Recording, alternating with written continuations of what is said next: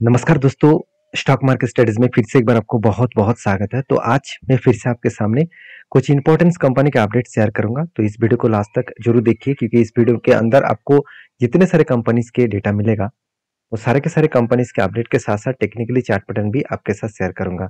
तो वीडियो को लास्ट तक देखिए और अभी तक अपने चैनल को सब्सक्राइब नहीं किया तो ज़रूर कर लीजिएगा। कंटिन्यूअसली इन्फॉर्मेशन और अपडेट्स पाने के लिए चैनल के ऊपर बने रहिएगा। तो चलो अभी देख लेते हैं कौन सा कंपनी है इस वीडियो के अंदर। फर्स्ट जो कंपनी है जिसके बारे में चर्चा करूं उसका नाम है LIC, life insurance corporation of India. तो LIC जब से लिस्टिंग हुआ तब से लेकर कंटिन्यूसली एक गिरावट का माहौल देखने को मिला। अगर मैं इसका चार्ट पैटर्न सबसे पहले आपके साथ ओपन करूं तो चार्ट पैटर्न में आप इसका लाइफ टाइम चार्ट पैटर्न देखेंगे तो कंपनी जब लिस्टिंग हुआ तब भी डिस्काउंट प्राइस में लिस्टिंग हुआ था और IPO आने के बाद और उस लेवल तक आज भी पहुंच नहीं पाए क्योंकि आज इसका करंट प्राइस है करीबन 600 रुपीज के आसपास और कंपनी का हाई लेवल था करीबन 900 के आसपास। तो अभी इसको टच करने के लिए अभी भी बहुत मेहनत करना पड़ेगा। तो कंपनी के ऊपर क्या बहुत सारे लोगों का यही क्वेश्चन है कि सर कंपनी खराब है जिसके चलते इतना भारी भरकम करेक्शन हुआ। देखिए बिल्कुल नहीं, कंपनी खराब नहीं है। कंपनी इंडिया के इंडिया के नंबर वन इंश्योरेंस कंपनी है। अगर इसका सेक्टर वाइज दिखा दूं तो आप देखेंगे इसका मार्केट कैप करीबन 3,80,000 करोड़ से भी ज्यादा इसका मार्केट कैप है। तो सोचिए कितना बड़ा कंपनी है ये। और इसके ऊपर आपको जरूर फोकस होना चाहिए क्योंकि कंपनी गवर्नमेंट कंपनी होने के नाते भी 1 रुपया भी कर्जा लेकर नहीं चल रहा है, जीरो डेप्थ है। उसके साथ साथ कंपनी का ROC भी बेस्ट है और कंपनी का इस बार क्वार्टरली जो रिजल्ट कंपनी पब्लिश किया वो अलग लेवल का है क्योंकि कंपनी का सेल्स भी इंक्रीज हुआ। पिछले सालों की तुलना से कंपनी का सेल्स थोड़ा सा कम हुआ मगर पिछले कुछ क्वार्टर्स से कंपैरिजन करूं तो कंपनी का सेल्स बढ़ा और उसी बेसिस में कंपनी के एक्सपेंस भी कंट्रोल में रखे और उसी बेसिस में कंपनी का प्रॉफिटेबिलिटी जो 15,000 करोड़ के आसपास प्रॉफिट हुआ था वो घट के हो चुके हैं 7,000 करोड़, मतलब 50% कंपनी का प्रॉफिटेबिलिटी कम हुआ। तो कंपनी का प्रॉफिटेबिलिटी कम हुआ और एक्चुअली देखा जाए तो कंपनी पिछले सालों की तुलना से कंपनी का प्रॉफिट 50% कम तो हुआ मगर क्वार्टर क्वार्टर बेसिस में देखा तो अ, पिछले क्वार्टर्स को भी कंपनी बीट नहीं कर पाया। इसका मतलब कंपनी के ऊपर इस बार जो प्रॉफिटेबिलिटी का जो रेंज है वो कम हुआ क्योंकि LIC देखा जाए तो धीरे धीरे करके LIC के ऊपर लोगों को जो इंटरेस्ट था वो धीरे धीरे कम होता जा रहा है क्योंकि एक चीज आप याद रखिएगा कि लोग अभी टर्म प्लान्स उसके साथ साथ आप देखेंगे तो हेल्थ इंश्योरेंस वो अलग से वो ले रहे हैं। तो इसका मतलब टर्म प्लान्स के माध्यम से उसको एक्स्ट्रा बेनिफिट मिल जाएगा।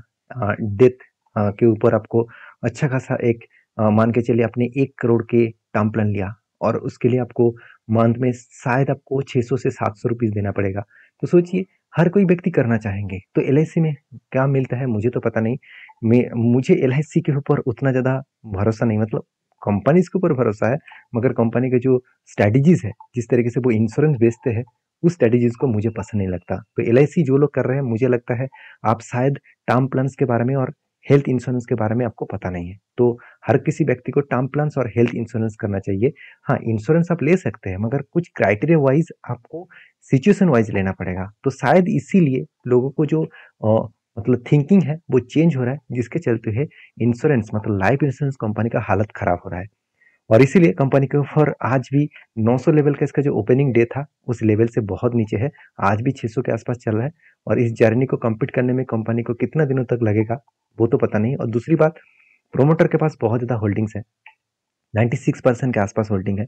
तो प्रोमोटर खुद इतना होल्डिंग लेके रखा है तो आज नहीं तो कल उसको होल्डिंग को बेचना पड़ेगा क्योंकि 75% से ज्यादा होल्डिंग किसी भी प्रोमोटर के पास नहीं होना चाहिए। तो सोचिए अगर प्रोमोटर यहाँ पे माल बेचे तो करीबन 21% के आसपास होल्डिंग को बेचना पड़ेगा।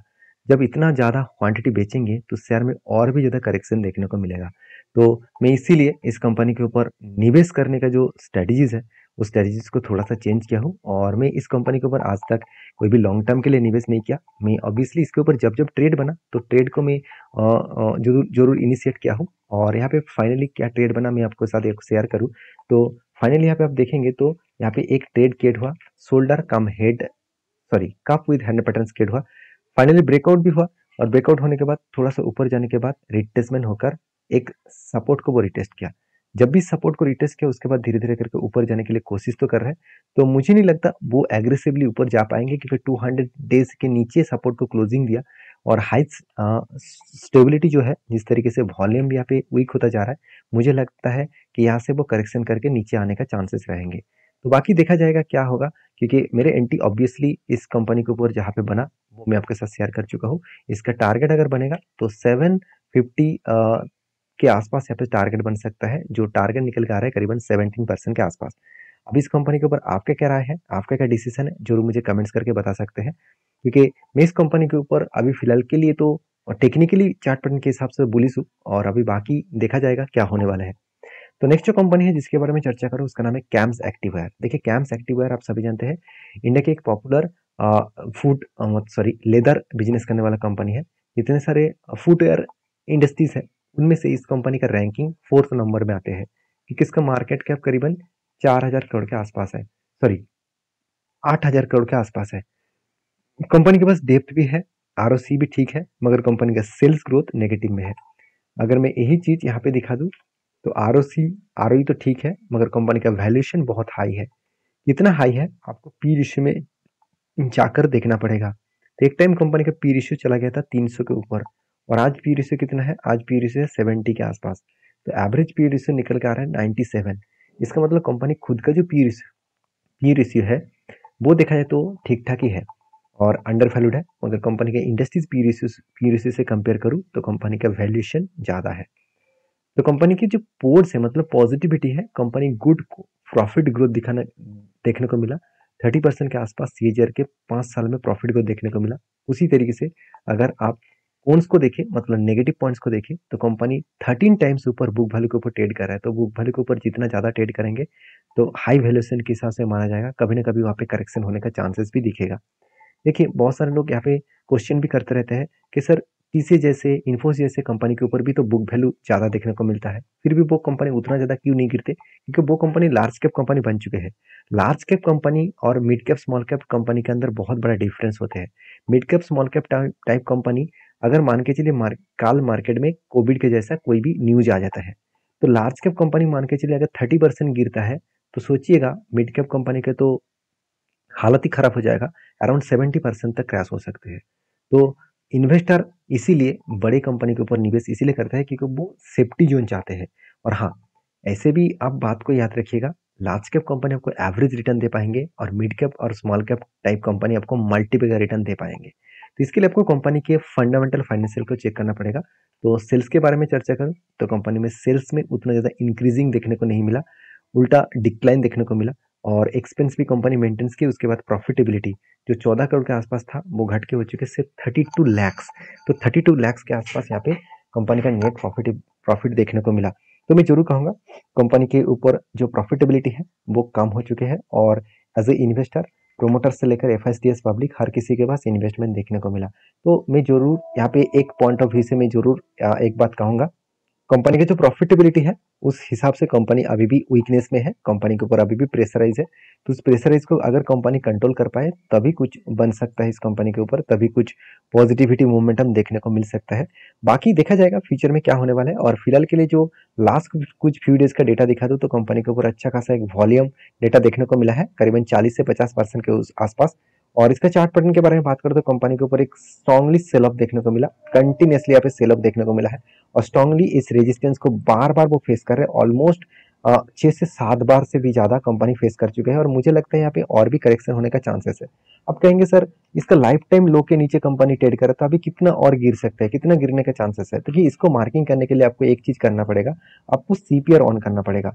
मतलब सीपीआर क्या है, आपको पिवोट रेंज ऑन करना पड़ेगा। देखिए पिवोट रेंज को अगर ऑन करूँ तो आप देखेंगे तो नेक्स्ट जो लेवल है वो कुछ इस तरीके से देखने को मिला 242 के आसपास, और उससे नीचे जो लेवल बन रहा है वो करीबन 220 रुपीज के आसपास बन रहा है। तो इस लेवल तक आने का चांसेस है अगर वो डाउन साइड में ट्रेड करता रहे तो आप इस कंपनी के ऊपर क्या डिसीजन लेने वाले हैं मुझे जरूर कमेंट्स करना, क्योंकि मेरे डिसीजन अभी फिलहाल के लिए कोई पॉजिटिव नहीं है। मेरे डिसीजन अभी नेगेटिव है, क्योंकि कंपनी के ऊपर और भी ज्यादा करेक्शन होने का चांसेस है। तो थर्ड जो कंपनी है उसके बारे में चर्चा करूँ, उसका नाम है आरबीएनएल। देखिए आरबीएनएल के बारे में बातचीत करने से पहले एक अपडेट मैं जरूर आपके साथ शेयर करूँ।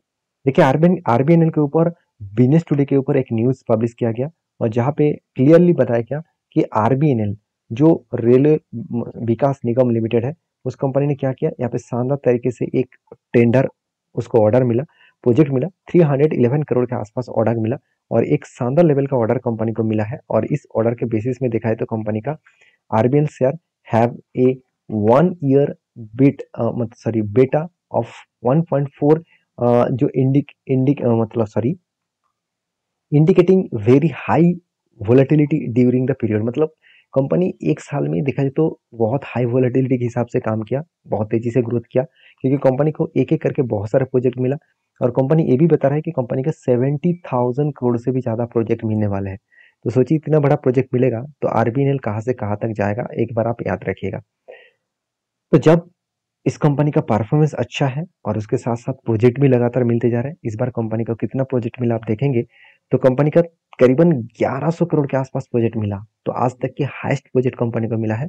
और इस प्रोजेक्ट मिलने के बाद कंपनी ने क्या किया, कंपनी कर्जा उठा लिया।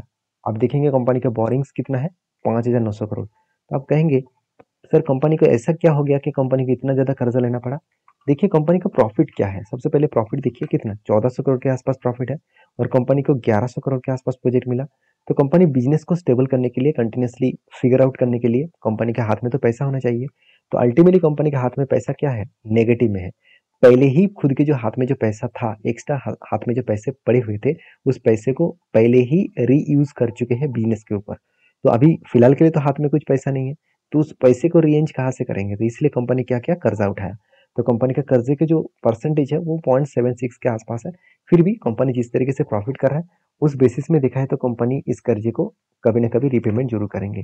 तो शायद कंपनी के इस सिचुएशन को आपको पॉजिटिवली देखना चाहिए मेरे हिसाब से, क्योंकि कंपनी का अपकमिंग टाइम्स में एक अच्छा खासा ग्रोथ होने का चांसेस देखने को मिला है। और एज ए इन्वेस्टर इसीलिए शायद कंपनी के ऊपर अच्छा खासा होल्डिंग को भी इंक्रीज कर रहा है। देखिए एफआईएस तो भरोसा नहीं करते थे, इस बार कंपनी के ऊपर एफआईएस ने 2.5% के आसपास होल्डिंग बढ़ाया। और डीएस के पास तो पहले ज्यादा था, अभी बीच में कम हो गया था, फिर से वो धीरे धीरे करके होल्डिंग को कंटिन्यू कर रहा है। और प्रोमोटर के पास 78% का होल्डिंग था और सेबी के रूल्स के हिसाब से उसको माल बेचना पड़ा, 75% के नीचे लेके आना पड़ा। तो अभी 72% के आसपास होल्डिंग है और उस बाकी होल्डिंग को इंस्टीट्यूशन ने खरीदारी की है। तो आप इस कंपनी के ऊपर क्या राय रखते हैं मुझे जरूर कमेंट्स करना। और आरबीएनएल के ऊपर मैंने आपको ये भी बताया था कि एक रेंज कंपनी क्रिएट कर रहा है, एक लेवल कंपनी क्रिएट कर रहा है। पहले एक कप विद 100 पैटर्न क्रिएट हुआ था, उस पैटर्न को फाइनली ब्रेकआउट किया और यहाँ पे टारगेट भी अचीव हो चुके हैं। और फिर से देखिए यहाँ पे एक पैटर्न क्रिएट होने जा रहा है, एक कप बन रहा है, उसके बाद एक हैंडल शायद क्रिएट हो, उसके बाद ब्रेकआउट होने के बाद एक अच्छा खासा धमाका हो सकता है। तो फिलहाल के लिए आप इतना जल्दबाजी मत करना, क्योंकि इस कंपनी के ऊपर इस टॉप लेवल तक जाने दीजिए, तब भी कुछ डिसीजन बनेगा तो मैं आपके साथ शेयर करूंगा। तो लास्ट जो कंपनी है जिसके बारे में चर्चा करूं उसका नाम है, आप देखेंगे तो नेस्ले इंडिया। देखिए नेस्ले इंडिया के ऊपर बोर्ड ने एक बहुत बड़ा अनाउंसमेंट दे चुका है। फाइनली वो ऑफिशियली अनाउंसमेंट नहीं किया गया, ऑफिशियली अनाउंसमेंट जब होंगे तो एक्स्ट्रा बेनिफिट आपको मिलेगा, क्योंकि कंपनी के ऊपर 10 का जो फेस वैल्यू है उसको कंपनी 1 रुपया करने वाला है। इसका मतलब एक्स्ट्रा बेनिफिट कंपनी को देने वाला है। तो इस एक्स्ट्रा बेनिफिट पाने के लिए कंपनी के ऊपर आपको निवेश करना होगा और निवेश करने से पहले इस कंपनी के ऊपर एक बार रिसर्च करिए, उसके बाद काम करिए। अगर आप चाहते हैं कि मैं नेस्ले इंडिया के ऊपर डिटेल्स वीडियो बना के दूं तो प्लीज़ मुझे कमेंट्स करके जरूर भेजिए, मैं आपके साथ जरूर शेयर करूंगा। और हाँ, आप कौन सा भी कंपनी के ऊपर वीडियो देखना चाहते हैं वो भी मुझे कमेंट कर सकते हैं। और जितने सारे दोस्त ने पहले से ही कमेंट करके रखे हैं उसके ऊपर मैं रिसर्च जारी जारी रखा हूँ, और जब भी उसके ऊपर रिसर्च कंप्लीट हो तो मैं आपके साथ जरूर शेयर करूंगा। मिलते हैं नेक्स्ट वीडियो में, तब तक के लिए अच्छे से रहिए, अपने ख्याल रखिए, धन्यवाद।